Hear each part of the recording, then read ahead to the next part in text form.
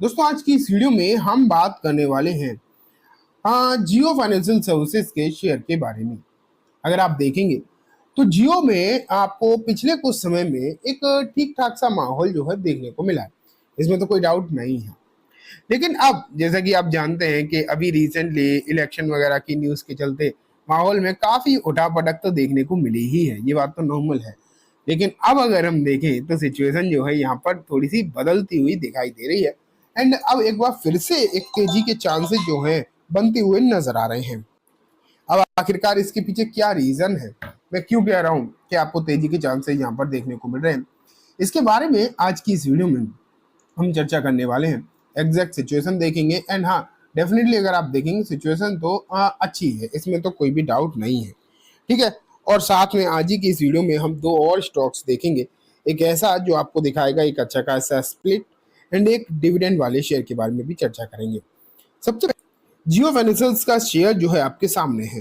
353 रुपए के आसपास इसकी जो है पिछली क्लोजिंग आपको नजर आई थी।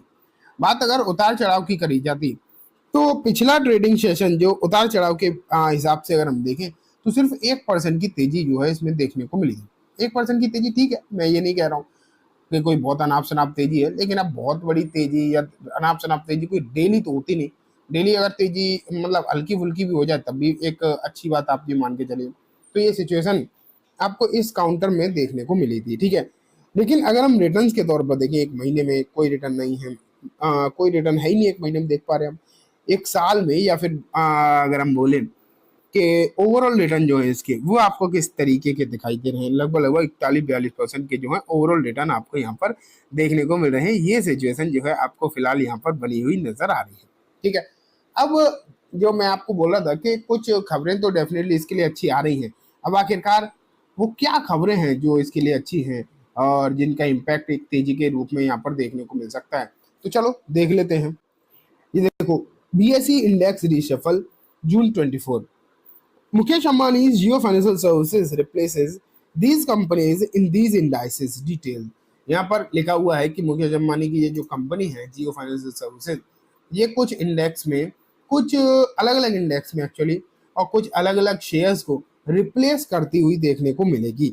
यहाँ पर लिखा है a big reshuffle in the indices of the Bombay Stock Exchange is coming to with the demerger of Sanofi India's consumer healthcare business with will. चलो ये आगे बढ़ते हैं, इसका कोई सेंस नहीं बनता। अभी सनोफी वगैरह के बारे में हमें बात नहीं करनी है। हमें तो ये देखना है कि कौन कौन से इंडेक्स है जिसमें रिशफलिंग होगी एंड कौन कौन से मतलब क्या वेटेज वगैरह है। चलो देख लेते हैं।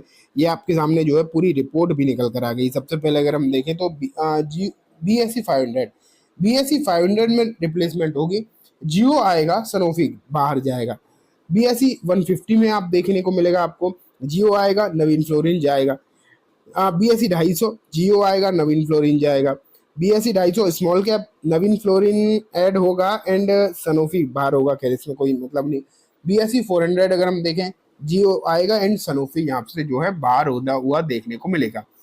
तो ये कुछ काउंटर्स हैं जो रिप्लेस हो जाएंगे जियो फाइनेंशियल्स के द्वारा। एंड एक बात तो है कि BSE के जो इंडेक्स हैं, चाहे वो देखो NSE के हों या फिर BSE के हो, इंडेक्स तो सभी बड़े ही इंडेक्स हैं। ये दो ही तो अपने यहाँ एक्सचेंज है। अब BSE के या NSE के इंडेक्स में जब रिशफलिंग होती है, जब कोई शेयर हटता है तो एक अच्छा खासा जो है आउटफ्लो उसमें होता है। जब कोई शेयर आता है तो अच्छा खासा जो है इनफ्लो भी उसमें होता है। तो यही चीजें जो है आपको फिलहाल देखने को मिल सकती है। जियो की जब एंट्री होगी तो एक बड़ी खरीदारी आपको जो है देखने को मिलेगी। ये बात तो आप फिलहाल मानकर चल सकते हैं। एक अच्छी खासी खरीदारी जो है आपको जियो फाइनेंशियल सर्विसेज में देखने को मिलेगी। एंड मतलब खरीदारी का मतलब 2-4 करोड़ की बात नहीं है, कुछ 100 करोड़ की जो है खरीदारी इसमें आ सकती है। क्योंकि अलग अलग मतलब काफी सारे आपको यहाँ पर इंडेक्स देखने को मिल रहे हैं जिसमें रिशफलिंग होनी है। इसलिए हंड्रेड्स ऑफ करोड़ की यहाँ पर आपको जो है खरीदारी हो सकती है देखने को मिले, जिसके चलते इस शेयर में आने वाले दिन जो है अच्छे भी हो सकते हैं नजर आए। तो इसलिए आपको ये काउंटर अपने रेडार पर तो रखना ही है। साथ में एक और बात है कि अभी रिसेंटली नई गवर्नमेंट फॉर्म हो रही है। मतलब कल जो है शपथ हो जाएगी नई गवर्नमेंट की। तो ऑफिशियल कल नई गवर्नमेंट हो जाएगी। उसके प्रधानमंत्री जो है फिर से एक बार फिर से मोदी, मिस्टर मोदी जो है बनते हुए दिखाई देंगे। और जब एक बार फिर से नई सरकार बन जाएगी, मार्केट में भी स्टेबिलिटी आपको जो है देखने को मिलेगी। उसके बाद वैसे भी जियो के जो उम्मीदें हैं, जियो से जो उम्मीदें बेसिकली वो थोड़ी सी अच्छी ही दिखाई दे रही हैं।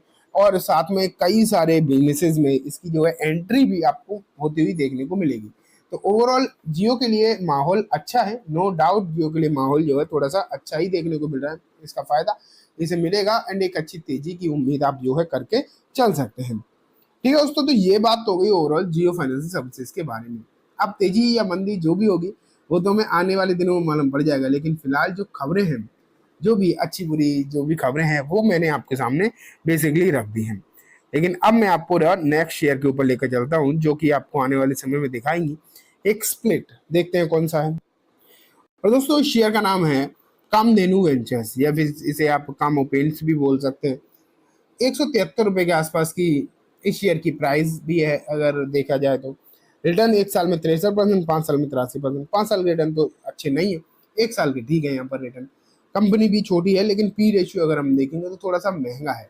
77 के पी मल्टीपल पर है, तो डेफिनेटली इसे आप थोड़ा सा महंगा ही बोलेंगे, सस्ता तो नहीं कहा जा सकता। ठीक है, आगे अगर हम बढ़े, आगे की स्थिति जो है किस तरीके की दिखाई दे रही है, तो कंपनी प्रॉफिटेबल तो है, लेकिन अगर हम इसके कॉर्पोरेट एक्शन को देखें कि क्या दिखाई दे रहा है, तो देखो 1 सेकंड, ये आपके सामने आ चुका कॉर्पोरेट एक्शन।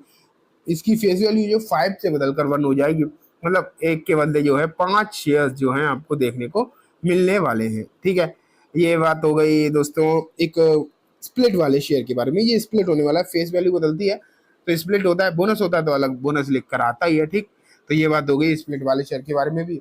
अब मैं आपको लेकर चलता हूँ एक डिविडेंड वाले शेयर के ऊपर, और दोस्तों इसका नाम है HDFC AMC। अगर आप यहाँ पर देखें तो HDFC AMC जो है वो 70 रुपए का डिविडेंड अनाउंस कर चुकी है। लेकिन इंपॉर्टेंट बात दोस्तों ये है कि बात सिर्फ डिविडेंड की नहीं है। अगर आप इस स्टॉक को थोड़ा सा देखेंगे, थोड़ा सा सर्च करेंगे, स्टडी करेंगे, तो आपको मालूम पड़ेगा ये शेयर जो है मल्टी ईयर हाई को ब्रेक कर रहा है। मल्टी ईयर हाई जो है ब्रेक करता हुआ आपको देखने को मिल रहा है। एंड जब शेयर मल्टी ईयर हाई जो है ब्रेक करता है तो एक अच्छी तेजी की जो है उम्मीद भी वहां पर बनती हुई दिखाई देती है।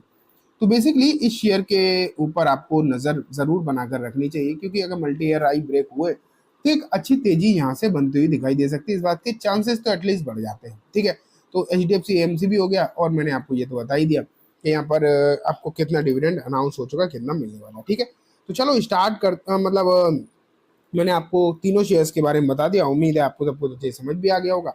अब मैं इस वीडियो को यहीं खत्म करूंगा। जाने से पहले बस एक बार बोलना चाहूंगा, वीडियो अच्छी लगी हो तो इसे लाइक करना, चैनल को भी जरूर सब्सक्राइब करना, ज़्यादा से बेल आइकन दबाना, जिससे कि जब भी मैं कोई नई वीडियो डालूं आपके पास नोटिफिकेशन सबसे पहले आ जाए। एंड दोस्तों वीडियो सिर्फ और सिर्फ एजुकेशन एंड इन्फॉर्मेशन पर्पज से, जैसे किसी भी तरीके की बाइंग से लेकर रिकमेंडेशन के तौर पर बिल्कुल भी ना देखें। Thank you.